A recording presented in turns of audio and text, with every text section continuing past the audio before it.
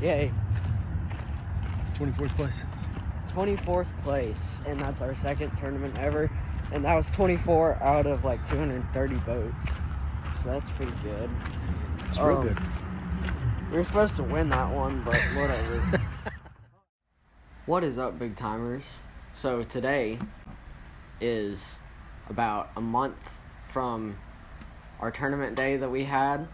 We placed 24th out of 250, which in my book, that's the best we've placed so far. We've only participated in that was the second THSBA tournament we've ever been in. So I think that went really well for us. We had about 7.5 pounds. Winner had 20, and the people around us were pretty close to the same weight. So really, I didn't talk very much during the whole day because we were so focused on trying to catch 5 fish. We caught 3, but we learned a lot about the lake and the time of the year and how it's going to work. So I thought I'd kind of voice over and talk while this video is going on. So let's just go ahead and play it. So we started at 6:30, and we had one spot that we basically were relying on to get a few keepers, because I caught a 6-pounder at this spot. I caught a 2.5. My dad hooked a 5.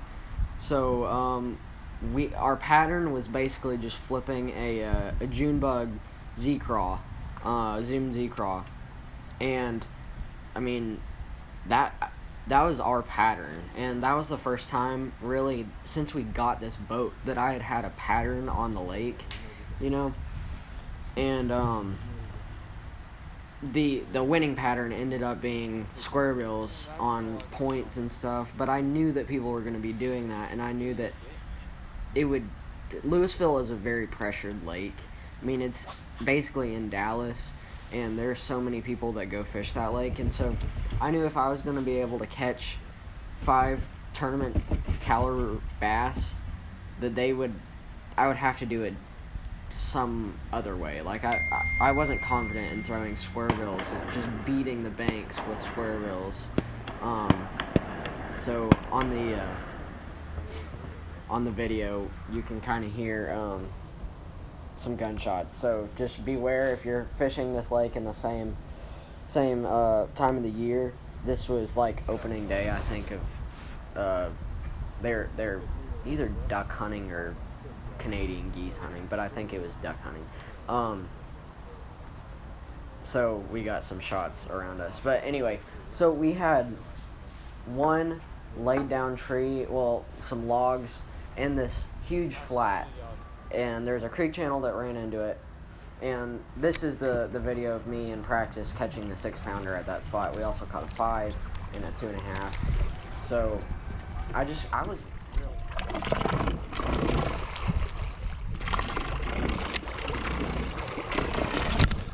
Oh my God. I have it. Net. Dude, there's no way I can get a net over to it. Oh my gosh, it's huge. It's huge. Come back.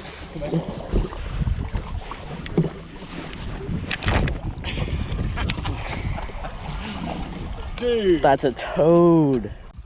Oh my goodness.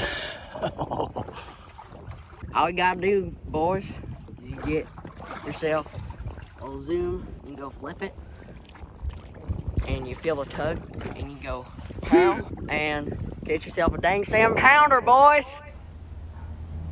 So that was our spot. We got our first keeper off of it, which was good, but we thought we'd do a lot better at that spot. Again, and this wasn't even flipping, which was like, okay, so maybe we won't do as well as we thought we were, because we were planning on catching another 6 and a 5 there, and then we'll go flip the more wood and catch our 3 other 2-pounders or whatever, and we'd have a tournament, But so chatterbait, hook up, probably at like 7 o'clock. I just kind of leaned into him. I didn't really feel it. But yeah, probably a high 1 pounder, low 2s. I think it was like 1.9 pounds. So, and I was cold. My fingers were so numb. So, definitely think about that. But yeah. So chatterbait, white chatterbait, or white half-ounce chatterbait, in this little flat, and it's got a ton of wood. And then we moved straight from there to this super long creek channel type point, and it's got wood all over it. And so most of this was dirt shallow. I mean, like 4 feet max, and inches for the minimum. So I mean, there are parts where we were fishing in 6 inches of water. So and we worked it hard. We worked it really hard. Just flipping the Z-Craw, the June bug Z-Craw. I was actually fishing the junior Z-Craw, and I think Baird, my partner, was fishing a regular sized June bug Z-Craw. So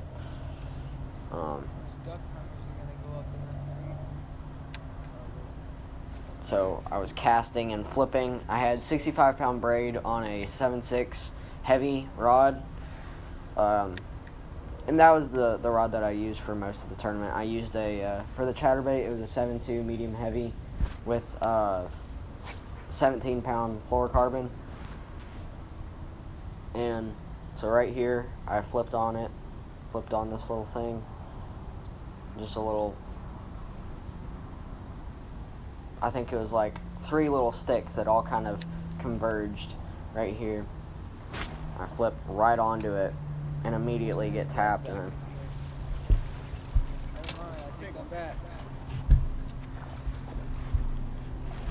And Baird had just said that it was dead back here, you know, and so really I think they were just, the fish were few and far between. Let's go. But I mean, that one was a 3-pounder, so, and that was the biggest fish that we had.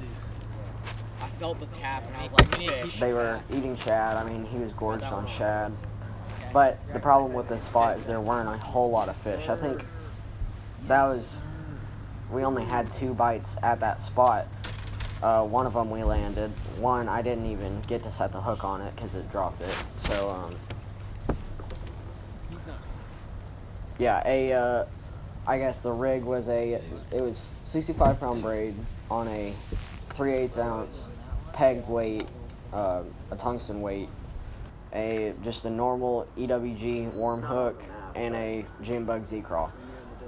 And then after we ran out of luck on that spot, we moved to some of our little, we had graphed some brush piles, some offshore brush piles in about 10 to 12 feet of water, and we worked some shaky heads.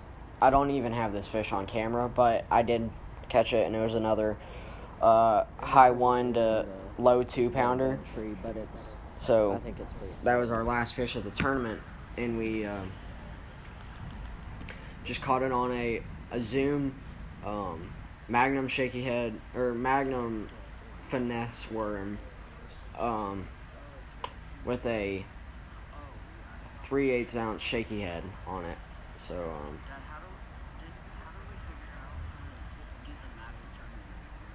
So a pretty heavy shaky head, and I cast it onto the brush pile and just felt dead weight, and then he kind of tugged back a little bit, so I leaned into him.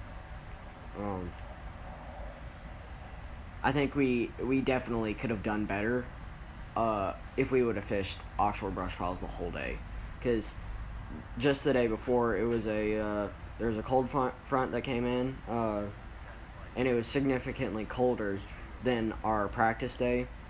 So that's the danger with practice days, is that the weather was a lot colder that day on the tournament. So that's basically it.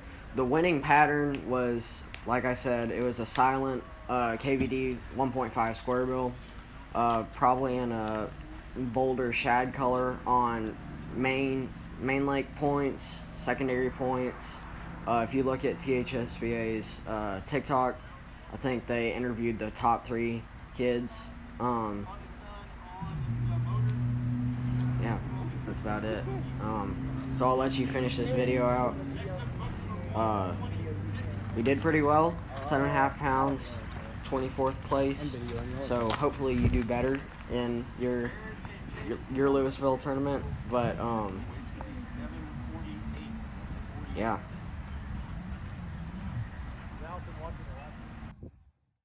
Got a windshield on it. Fun and Sun on the motor. It's kind of slowly drifting to the swim beach, just so you know. Next up's boat number 126, bringing in 3 fish today.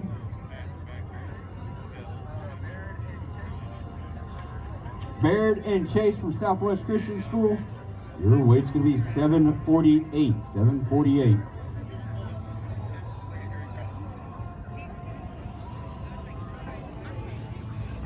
Boat number 135 is going to be up next, bringing in 2 fish. Sawyer and Coy from Vernon. Your 2 are going to be 401. Top 10 for right now.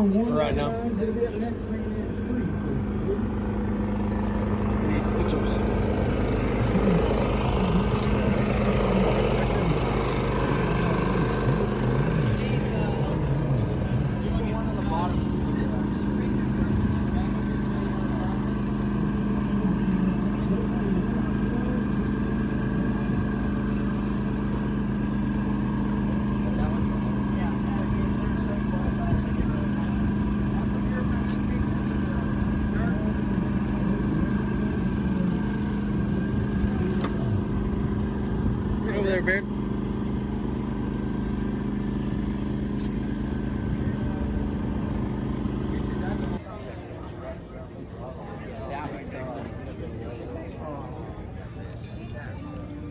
What's happening, boys? What's up? What's happening now? It's been a We're about to while. get our hard-earned money for winning the tournament today. For getting like 24th or 25th place. 24th or 25th. We're not sure yet. Yeah, What I think place. someone got DQ'd. Sucks to be DQ'd. I think You've heard, it's never happened before. except for last tournament. Look at that dude riding that thing. We're going to start in 32nd place. Colby and Case from Red River, 671. We're better than them. Drew and Drew from Burleson are in 31st with 675. 24th place, Baird and Case, Southwest Christian School, 748. 23rd place, Evan and Sawyer from Keller, 751. So, anyway, big timers, thank you for watching this video. Give me some feedback. Tell me if I should keep on doing this. I think I will do more THSBA videos, but without further ado, go do some big time fishing. I'm small time fishing.